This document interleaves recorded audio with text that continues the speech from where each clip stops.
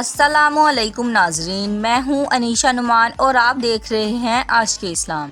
हुसैन कौन थे? एक नवासा, एक इमाम या एक सब्र का पहाड़? वो जानते थे कि करबला में मौत है, लेकिन फिर भी वहाँ गए। क्यों? क्योंकि दीन बचाना था। जुल्म के सामने झुकना अगर आसान होता तो अली का बेटा कभी सजदे में सर न कटवाता। करबला में सिर्फ तलवारें नहीं चली, माँ की दुआएं और मासूम बच्चों की सिसकियां कुर्बान हुई। 6 माह के अली असगर को भी माफ न किया गया, लेकिन हुसैन ने फिर भी सब्र किया, कभी शिकायत नहीं की। क्यों? क्योंकि वो जानते थे ये कुर्बानी कल इस्लाम को जिंदा करेगी। हुसैन हारे नहीं थे, करबला में जीत गए थे। बातिल मर गया और सच हमेशा के लिए जिंदा हो गया। सलाम हो आप पर या हुसैन, आपने सजदा करके हमें जीने का सलीका सिखाया।